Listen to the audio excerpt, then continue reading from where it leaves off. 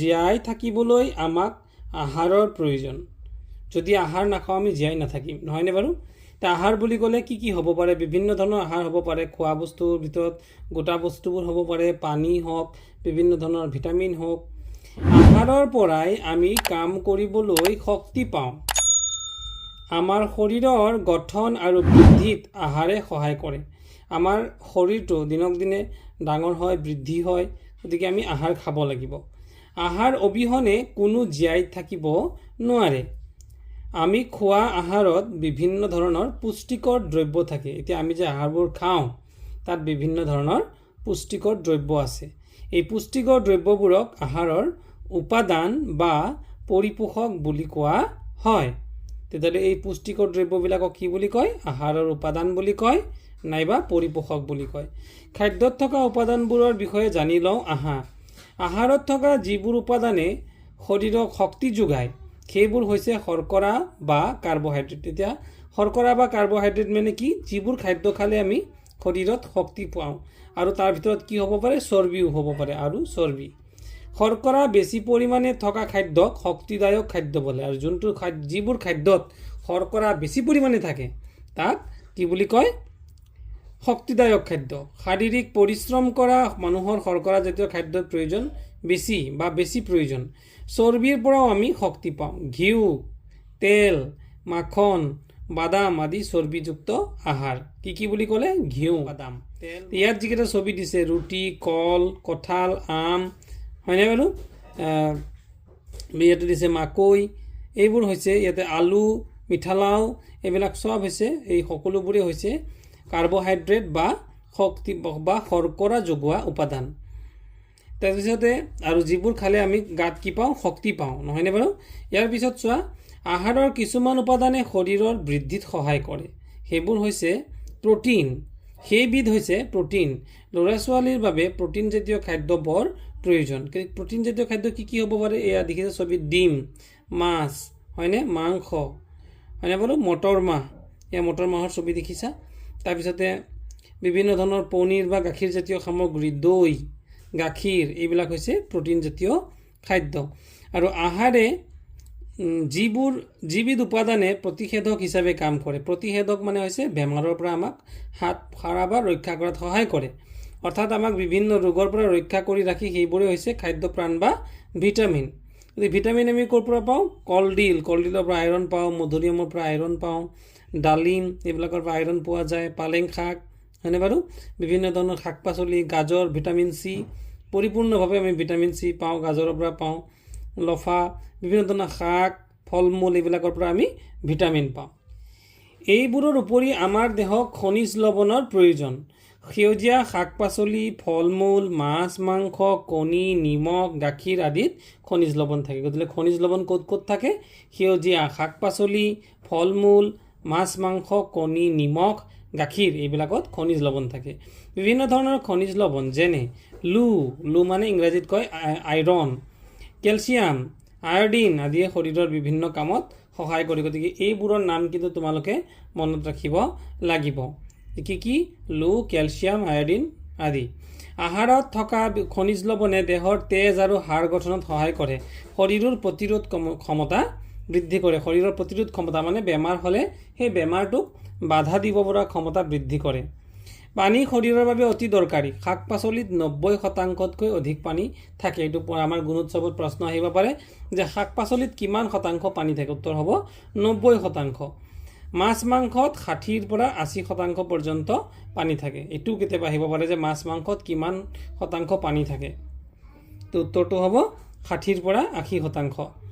আহাৰৰ 6বিধ উপাদান। আমি কি উপাদান পালোঁ? শৰ্কৰা বুলি পালোঁ, নহয় জানো? বা শৰ্কৰাক আৰু কি বুলি কয়? কাৰ্বহাইড্ৰেট বুলিও কয়। প্ৰ'টিন হৈছে, তাৰপিছত কি? চৰ্বিক স্নেহজাতীয় পদাৰ্থ বুলিও কয়। ভিটামিন, খনিজ লৱণ আৰু পানী। গতিকে এই 6বিধ উপাদান। কি উপাদান? 1, 2, 3, 4, 5। খনিজ লৱণ হৈছে 5 আৰু পানী হৈছে 6। মুঠতে 6বিধ উপাদান আমাৰ শৰীৰৰ বাবে খুব দৰকাৰ। তলৰ ছবি দুখন চাই কাক কি জাতীয় আহাৰ বেছিকৈ প্ৰয়োজন হয় লিখা। খেলা ধূলা কৰিছে, কি লাগিব? প্ৰ'টিন লাগিব, নহয় জানো? আৰু ইয়াতে চিত্ৰ ক, ইয়াতে কি? বল প্ৰয়োগ কৰিছে, গতিকে কাৰ্বহাইড্ৰেট লাগিব, গতিকে যাতে আৰু খেলা ধূলা কৰোঁতে শৰীৰৰ যেনেকৈ আমাৰ মাংস পেশীবোৰ ভাল হ'ব লাগিব, নহয় জানো? দুইটাতে আচলতে মাংস পেশীৰ বাবে প্ৰটিন লাগিব আৰু শক্তি পাবৰ বাবে কাৰ্বহাইড্ৰেট লাগিব। আমি সততে খোৱা আহাৰত কি কি উপাদান থাকে জানি লওঁ আহা। শৰ্কৰা জাতীয় কি কি খাদ্য হ'ব? ভাত, ৰুটি, চেনি, গুড়, আলু, মিঠা আলু, ৰঙা আলু, কল, মৌ, আখৈ, চিৰা, মুড়ি, পকা কঁঠাল, পকা আম, কুঁহিয়াৰ ইত্যাদি। এইবিলাকত কি থাকে? শৰ্কৰা। সাধাৰণতে খালে মিঠা লাগে, নহয় জানো? চেনি খালে মিঠা লাগে, গুড় খালে মিঠা লাগে, আলু এক প্ৰকাৰৰ মিঠা বা মিঠা আলু, এইবোৰ সাধাৰণতে মিঠা খালে কিন্তু মিঠা লাগে। আৰু এইবিলাকত কি থাকে? শৰ্কৰা থাকে। প্ৰটিন জাতীয় খাদ্য কি কি হ'ব? গাখীৰ, দৈ, কণী, মাছ, মাংস, দাইল, মটৰ, মাকৈ, উৰহি, বুট, লেচেৰা মাহ, চয়াবিন, কাঠফুলা ইত্যাদি। চৰ্বি জাতীয়, যিবোৰৰ পৰা আমি চৰ্বি পাওঁ, কি কি? তেল, ঘিউ, মাখন, নাৰিকল, সৰিয়হ, বাদাম, তিল, চৰ্বিযুক্ত মাংস ইত্যাদি। গতিকে এইবোৰ কিন্তু তোমালোকে মুখস্থ কৰি পেলাব লাগিব। ভিটামিন আৰু খনিজ লৱণ, গতিকে কিহত ভিটামিন আৰু খনিজ লৱণ পাওঁ? সেউজীয়া শাক পাচলি, গাজৰ, বিলাহী, আমলখি, নেমু টেঙা, শিলিখা, অমৰা, মধুৰিআম, তিতা কেৰেলা, কাঁচকল, হুমথিৰা, পালেং, ব্ৰাহ্মী শাক, কলডিল, পচলা, কচু ইত্যাদি। এইবিলাকত আমি কি পাওঁ? ভিটামিন আৰু খনিজ লৱণ পাওঁ। তাৰপিছতে চোৱা, ইয়াত ক'লে যে আমাৰ শৰীৰক নিতৌ প্ৰয়োজন হোৱা আটাইবোৰ উপাদান একেবিধ আহাৰতে পোৱা নাযায়। আমি যদি মাংস খাই থাকোঁ তেতিয়াহ'লে মাংসত কিন্তু আমি কাৰ্বহাইড্ৰেট নাপাম। আমি যদি বুট খাই থাকোঁ বুটত কিন্তু কাৰ্বহাইড্ৰেট নাপাম। যিবোৰ আহাৰত শৰ্কৰা, প্ৰটিন, চৰ্বি, ভিটামিন আৰু খনিজ লৱণ প্ৰয়োজনীয় পৰিমাণত পোৱা যায় সেইবোৰে হৈছে সুষম আহাৰ। সুষম আহাৰ কাক বোলে? পৰীক্ষাত প্ৰশ্ন আহিব, উত্তৰটো লিখিব লাগিব যে যিবোৰ আহাৰত শৰ্কৰা, প্ৰটিন, চৰ্বি, ভিটামিন আৰু খনিজ লৱণ প্ৰয়োজনীয় পৰিমাণত পোৱা যায় সেইবোৰে হৈছে সুষম আহাৰ। সুষম আহাৰবোৰ আমাৰ চাৰিওফালৰ পৰিৱেশৰ পৰাই পাব পাৰি, যেনে আমি খোৱা ভাত, দাইল, গাখীৰ, শাক পাচলি, ফল মূল, গজালি ওলোৱা বুট, মগু, বাদাম আদিত সুষম আহাৰৰ বাবে প্ৰয়োজনীয় উপাদানসমূহ পোৱা যায়। ভাত খালে আমি কি পাম? কাৰ্বহাইড্ৰেট পাম। লগতে যদি তাতে আমি মগু মাহ, বুট আদি লওঁ, এইটোত প্ৰটিন আৰু ভিটামিন পাম, নহয় জানো? তাৰপিছতে গাখীৰ খালে আমি তাতে স্নেহজাতীয় পদাৰ্থ বা চৰ্বি পাম। শাক পাচলিত আমি কি পাম? ভিটামিন পাম, গতিকে আৰু খনিজ লৱণ পাম। গতিকে এই আটাইবোৰে আমি এই এনেকুৱা ভাত খোৱা সামগ্ৰীৰ লগত খালে আমি পাই যাওঁ। সুষম আহাৰে আমাক শক্তি দিয়ে, শৰীৰ বৃদ্ধি আৰু নিৰোগী হৈ থকাত সহায় কৰে। সুষম খাদ্য নাখালে মানুহৰ শৰীৰত প্ৰয়োজনীয় উপাদানৰ অভাৱ হয়। এবিধ বা ততোধিক উপাদানৰ অভাৱত শৰীৰত বেমাৰ সৃষ্টি হ'ব পাৰে। যদি আমাৰ শৰীৰত ধৰি লোৱা কাৰ্বহাইড্ৰেটটো আছে কিন্তু প্ৰটিন কমি গৈছে তেতিয়াহ'লে বেমাৰ হ'ব, বা প্ৰটিনটো আছে কিন্তু কাৰ্বহাইড্ৰেট কমি গৈছে তেতিয়াও আমাৰ বেমাৰ হ'ব পাৰে। দীৰ্ঘদিনৰ বাবে উপাদানৰ অভাৱত শৰীৰত হোৱা বেমাৰকে অভাৱজনিত ৰোগ বুলি কোৱা হয়। যে এই প্ৰশ্নটো পৰীক্ষাত আহিব পাৰে যে অভাৱজনিত ৰোগ কাক কয়? উত্তৰটো হ'ব যে দীৰ্ঘদিনৰ পৰা আমাৰ শৰীৰত বিভিন্ন খাদ্যৰ অভাৱত যিবোৰ বেমাৰ হয় তাকে অভাৱজনিত ৰোগ বুলি কয়। তোমালোকে খোৱা নিজৰ দৈনন্দিন আহাৰৰ এখন তালিকা প্ৰস্তুত কৰিবলৈ দিছে। আমাৰ খাদ্যত প্ৰয়োজনীয় উপাদানসমূহ সঠিক পৰিমাণে নাথাকিলে বিভিন্ন অভাৱজনিত ৰোগ হ'ব পাৰে। কোনবিধ উপাদানৰ অভাৱত কি ৰোগ হ'ব পাৰে জানি লওঁ আহা। কি নাখালে আমাৰ কি বেমাৰ হ'ব পাৰে? প্ৰটিন জাতীয় খাদ্যৰ যদি অভাৱ ঘটে তেতিয়াহ'লে কি বেমাৰ হ'ব পাৰে? শৰীৰ বৃদ্ধিত ব্যাঘাত জন্মে, শৰীৰ শকত নহ'ব, মুখমণ্ডল ওখহে, স্কিনৰ প্ৰব্লেম হ'ব, চুলি বৰণহীন হ'ব, ছালৰ বেমাৰ হ'ব আৰু হজম শক্তি কমি যায় যদিহে প্ৰটিনৰ কমি যায়। আৰু যদি শৰ্কৰা আৰু প্ৰটিনৰ অভাৱ ঘটিলে, শৰ্কৰা যদি কমি যায় আৰু প্ৰটিন কমি যায় তেতিয়া কি হ'ব? খাদ্যত দীৰ্ঘদিনৰ বাবে শৰ্কৰা আৰু প্ৰটিন দুয়োবিধ উপাদানৰ অভাৱ ঘটিলে শৰীৰৰ বৃদ্ধি সম্পূৰ্ণৰূপে বন্ধ হৈ যায়। শৰ্কৰা জাতীয় খাদ্যৰ অভাৱত শৰীৰৰ বল আৰু শক্তি কমি যোৱাৰ ফলত টান কাম কৰিব নোৱাৰা হয়। এবাৰ ভিটামিনৰ যদি অভাৱ হয়, এইটো কিন্তু ইম্পৰ্টেণ্ট প্ৰশ্ন, ইয়াৰ পৰা বহুকেইটা পৰীক্ষাত প্ৰশ্ন দিয়ে যে ভিটামিন এৰ অভাৱত চকুৰ দৃষ্টিশক্তি কমি যায় আৰু কুকুৰিকণা ৰোগ মানে হৈছে দিনত মানুহজনে দেখা পায় কিন্তু ৰাতি দেখা নাপায়, তাক কুকুৰিকণা ৰোগ বুলি কয়। গতিকে কি ভিটামিনৰ অভাৱত হ'ব? এ ভিটামিনৰ অভাৱত। ভিটামিন বিৰ অভাৱত কি বেমাৰ হ'ব পাৰে? বেৰি বেমাৰ, ফলত মাংসপেশী দুৰ্বল হয়, মাচুলবিলাক কমজুৰি হৈ যাব। ভিটামিন চিৰ অভাৱ হ'লে দাঁতৰ আলুৰ পৰা তেজ ওলায় আৰু দাঁতৰ আলু ওখ হয়। কি ভিটামিন কমি গ'লে? চি ভিটামিন কমি গ'লে। ভিটামিন ডিৰ অভাৱত হাড়ৰ গঠন দুৰ্বল হয়, ইয়াৰ ফলত সাধাৰণতে কেঁচুৱাৰ পয়া লগা বেমাৰ হয়। কেঁচুৱাবোৰ চাবচোন, পেটটো ডাঙৰ হৈ যায়, গাটো ক্ষীণাই যায়, সেইটো বেমাৰ হৈছে ভিটামিন ডিৰ অভাৱ হ'লে। হাড় কোমল আৰু বেকা হয়। ভিটামিন ইৰ অভাৱৰ বাবে মাংসপেশীৰ বিকাৰ হয়, মাচুলৰ বেমাৰ হয়। ভিটামিন কেৰ অভাৱত শৰীৰত কটা চিঙা হ'লে সোনকালে তেজ বন্ধ নহয়, যে কাটি গৈছে শৰীৰত তেজটো বন্ধ নহয়। তাৰপিছত খনিজ লৱণৰ অভাৱ ঘটিলে শৰীৰত তেজৰ কণিকা গঠন হ'বলৈ লুৰ প্ৰয়োজন। লু মানে হৈছে আইৰণ। তোমালোকে শুনিছা যে প্ৰেগনেণ্ট মানুহক আইৰণৰ টেবলেট খাবলৈ দিয়া হয় বা কিছুমান দুৰ্বল মানুহক আইৰণৰ টেবলেট খাবলৈ দিয়া হয়, নহয়নে বাৰু? ইয়াৰ অভাৱত শৰীৰত ৰক্তহীনতা বেমাৰ হয়, শৰীৰ দুৰ্বল হৈ পৰে। গতিকে আমাৰ শৰীৰত তেজ যদি কমি যায় তেতিয়াহ'লে আমি কি খাওঁ? কিহৰ অভাৱত কমে? যে আইৰণৰ বা লুৰ অভাৱত। শৰীৰত হাড় আৰু দাঁতৰ গঠনৰ বাবে কেলছিয়ামৰ প্ৰয়োজন। কিহৰ বাবে? হাড় আৰু দাঁত। কি লাগিব আমাক? কেলছিয়াম লাগিব। হাড়দি আৰু দাঁত ভাল হ'বলৈ কেলছিয়াম লাগিব। ইয়াৰ অভাৱত হাড় ঠুনুকা আৰু দুৰ্বল হয়, ফলত সহজে ভঙাৰ ভয় থাকে। কেলছিয়ামৰ অভাৱত দাঁতৰ গঠন দুৰ্বল হয় আৰু দাঁত ক্ষয় যায়। বুজি পাইছা? আয়ডিনৰ অভাৱত ডিঙিটো অস্বাভাৱিক ধৰণে ডাঙৰ হয়, যাক গৰল বেমাৰ বুলি কয়। গতিকে আয়ডিন যদি কমি যায় তেতিয়াহ'লে কি বেমাৰ হয়? গৰল বেমাৰ। পৰীক্ষাত প্ৰশ্ন আহিব পাৰে আয়ডিনৰ অভাৱত হোৱা বেমাৰবিধৰ নাম কি? তে ক'ব লাগিব গৰল বেমাৰ। বা গৰল বেমাৰ কি মিনাৰেলৰ অভাৱত হয়? উত্তৰটো হ'ব আয়ডিন। আয়ডিনৰ অভাৱত সৰু ল'ৰা ছোৱালীৰ মানসিক বিকাশ বাধাগ্ৰস্ত হয়। শৰীৰত আয়ডিনৰ পৰিমাণ সঠিককৈ ৰাখিবলৈ হ'লে খাদ্যত আয়ডিনযুক্ত নিমখ ব্যৱহাৰ কৰিব লাগে। বিদ্যালয়ৰ মধ্যাহ্ন ভোজনত আয়ডিনযুক্ত নিমখ ব্যৱহাৰ কৰা উচিত। তোমালোকে নিশ্চয় জানিব পাৰিলা যে খাদ্যত শৰ্কৰা, প্ৰটিন, ভিটামিন আৰু খনিজ লৱণৰ অভাৱ হ'লে শৰীৰত নানা ধৰণৰ বেমাৰ হ'ব পাৰে। সেয়েহে শৰীৰক নিৰোগীকৈ ৰাখিবলৈ আমি খোৱা খাদ্যত এই উপাদানসমূহ সঠিক পৰিমাণে ৰাখিব লাগিব। বয়স বঢ়াৰ লগে লগে খাদ্যৰ পৰিমাণো বেলেগ বেলেগ হয়। কম শাৰীৰিক পৰিশ্ৰম কৰা মানুহ এজনতকৈ বেছি পৰিশ্ৰম কৰা মানুহ এজনক বেছি আহাৰৰ প্ৰয়োজন হয়। যোনে বেছি পৰিশ্ৰম কৰে তাক বেছি কি লাগিব? আহাৰ লাগিব। অৰ্থাৎ প্ৰতিজন মানুহৰে খাদ্যৰ প্ৰয়োজন বয়স, শৰীৰৰ আকাৰ আৰু পৰিশ্ৰম অনুসৰি বেলেগ বেলেগ হয়। এইবাৰ এটা কাম দিছিলে চোৱা, যে ইয়াতে কিছুমান খাদ্যৰ তালিকা দিছে। ভাত, নাৰিকল, লাডু, দৈ, মাখন, চকলেট, তিয়ঁহ, মাংস, মাছ, চয়াবিন, গাখীৰ, পিঠা, শাক, অমিতা, দাইল, কণী, মিঠাই, আপেল, গাজৰ, বিস্কুট, আলু। এতিয়া কোনকেইটা চৰ্বি জাতীয়, কোনকেইটা প্ৰটিন জাতীয়, কোনকেইটা ভিটামিন আৰু লৱণ জাতীয়, কোনকেইটা শৰ্কৰা জাতীয় আমি বাচিব লাগে। গতিকে এয়া বাচি পেলাই আমি এতিয়া ইয়াৰ পিছতে ফিল আপ কৰিবলৈ লিখিম। এটা বক্স দিছিলে আৰু বক্সত বিভিন্ন তালিকা দিছিলে। তালিকাৰ পৰা আমি বাচিব লাগে যে কোনবিধ চৰ্বি জাতীয়, কোনবোৰ প্ৰটিন জাতীয়, কোনবিধত ভিটামিন আৰু খনিজ লৱণ পোৱা যায় আৰু কোনবিধ শৰ্কৰা জাতীয়। গতিকে ছবিখনত দিয়া খাদ্যবস্তুসমূহ বিভিন্ন শ্ৰেণীবিভাগ কৰি খালী ঠাই পূৰণ কৰিলে এনেদৰে হ'ব উত্তৰ।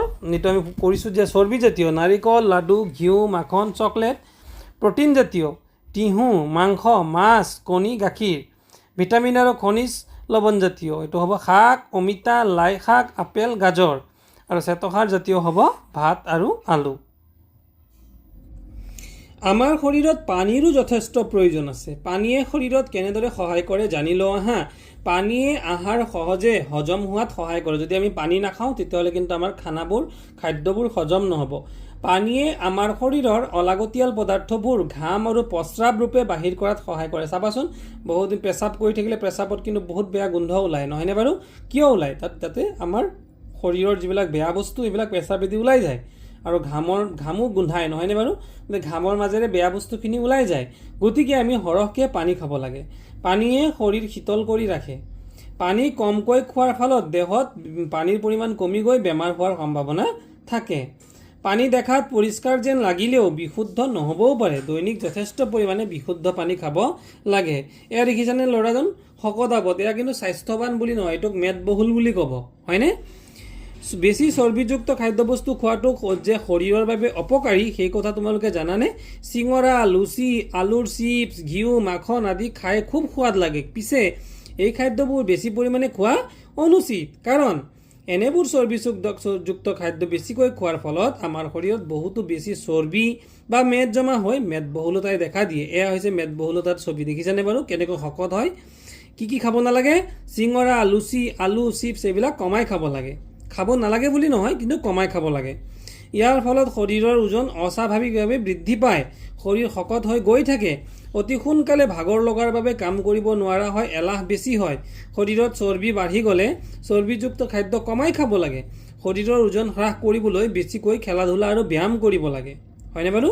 কেনেকৈ আমি শৰীৰৰ ওজন কমাব পাৰোঁ? খেলা ধূলা আৰু ব্যায়াম। খোৱা খাদ্য সদায় পৰিষ্কাৰ আৰু বীজাণুমুক্ত হ'ব লাগে। সদায় সজীৱ আৰু নতুনকৈ ৰন্ধা খাদ্যহে খাব লাগে। খাদ্যবস্তু মুকলিকৈ ৰাখিলে ধূলি বালি মাখি আদি পৰি দূষিত হয়। ফলত নানা বেমাৰৰ বীজাণু মিহলি হৈ খোৱাৰ বাবে অনুপযোগী হৈ পৰে। পুৰণি খাদ্যত নানা ধৰণৰ বীজাণুৱে ক্ৰিয়া কৰাৰ ফলত খাদ্যত বিষক্ৰিয়া হয়। সেইবাবে পুৰণি খাদ্য খোৱা অনুচিত। তেনে খাদ্য খালে বমি, পেটৰ অসুখ আদি হোৱাৰ সম্ভাৱনা থাকে। শিশুৰ শৰীৰৰ বৃদ্ধিৰ বাবে খাদ্যপ্ৰাণযুক্ত আহাৰ খোৱা প্ৰয়োজন। এইবাৰ আৰু এখন তালিকা দিছে আৰু এই তালিকাখন ইয়াত কেইটামান খাদ্য দি দিছে। ফল মূল, ভাত, চিগাৰেট, ধপাত, তামোল, পাণ, ৰুটি, গাখীৰ, মাংস। খাদ্যৰ নামবোৰ ইয়াত লিখিব লাগে। খোৱা উচিত নে অনুচিত এই কথাটো ইয়াত লিখিব লাগে আৰু কিয় খোৱা উচিত বা কিয় খোৱা অনুচিত সেই কথাটো লিখিব লাগে। গতিকে এইটো মই তোমালোকক ইয়াৰ পিছতেই ইয়াত গাঁঠি দিবলৈ যত্ন কৰিম।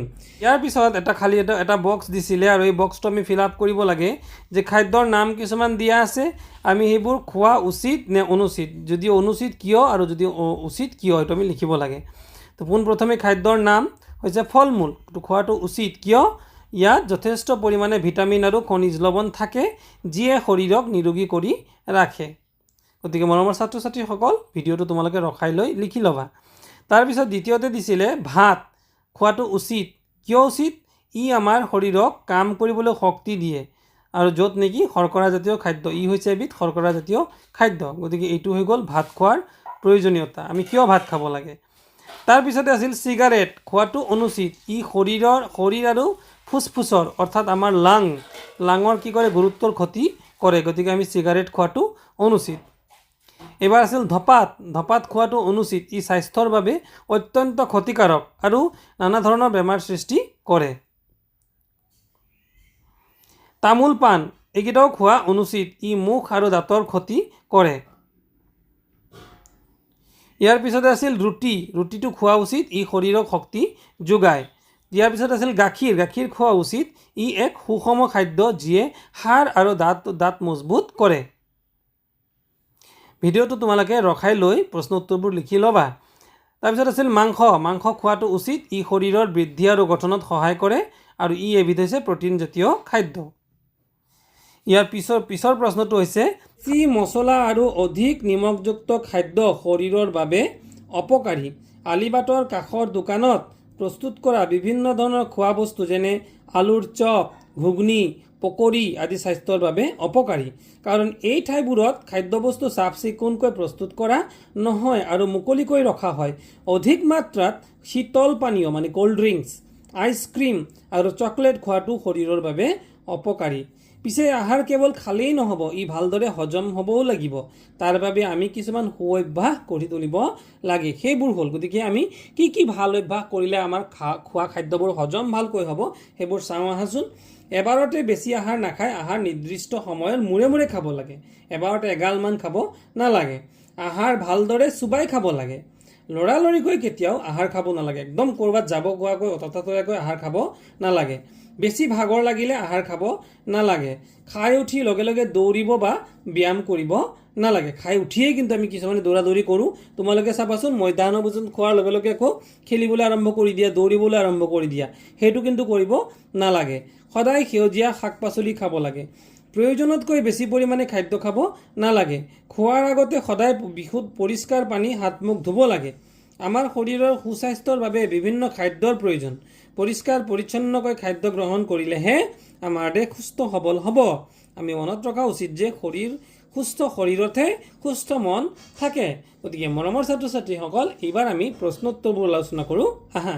মোৰ ছাত্ৰ ছাত্ৰীসকল এইবাৰ আহাচোন আমি পাঠভিত্তিক প্ৰশ্নবোৰ আলোচনা কৰোঁ। গতিকে প্ৰথমটো প্ৰশ্ন দিছিল চমুকৈ উত্তৰ লিখা, এনচাৰ ব্ৰিফলি।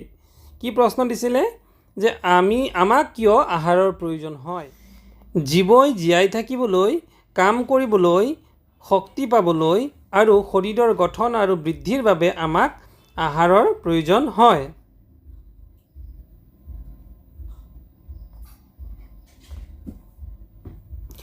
দ্বিতীয়টো প্ৰশ্ন খ নম্বৰ, খাদ্যত থকা উপাদানবোৰ কি কি?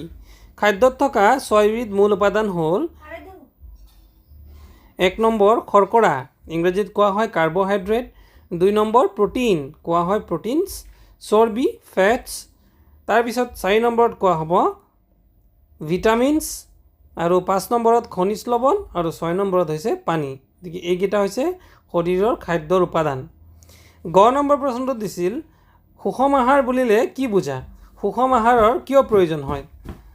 সুষম আহাৰ যিবোৰ আহাৰত শৰ্কৰা, প্ৰটিন, চৰ্বি, ভিটামিন আৰু খনিজ লৱণ প্ৰয়োজনীয় পৰিমাণত থাকে সেইবোৰক সুষম আহাৰ বোলে।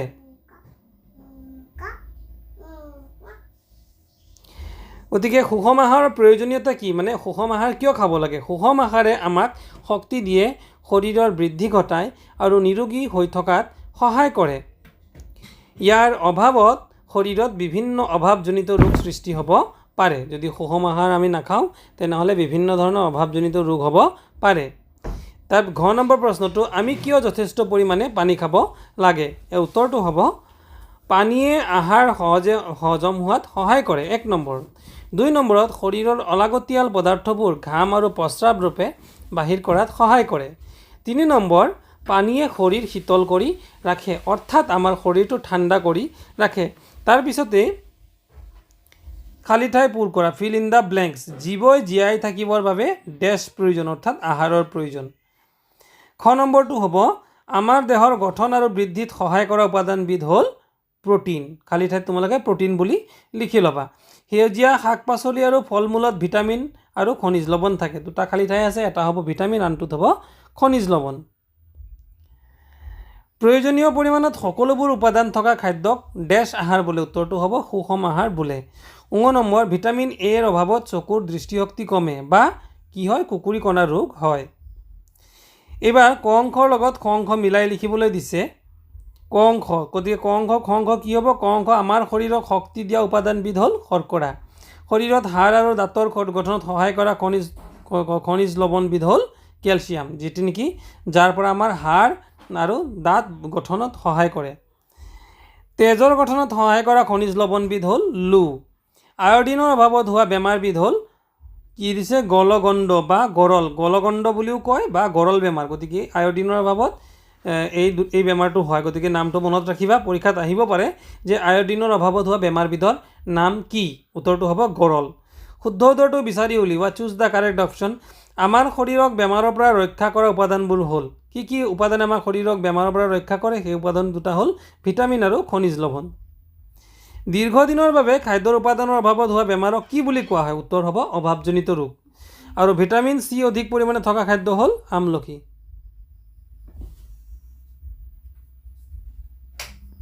গতিকে মৰমৰ ছাত্ৰ ছাত্ৰীসকল, এই আছিল আমাৰ পাঠভিত্তিক প্ৰশ্ন উত্তৰসমূহ। ভিডিঅ'টো কেনে পালা জনাবা, আশা কৰিছোঁ ভাল পালা। যদি তোমালোকে ভাল পোৱা নিশ্চয়কৈ লাইক কৰি পেলাই শ্বেয়াৰ কৰিবলৈ নাপাহৰিবা। তোমালোকে লাইক নকৰা, গতিকে নিশ্চয়কৈ লাইক এটা কৰি দিবা। Thank U.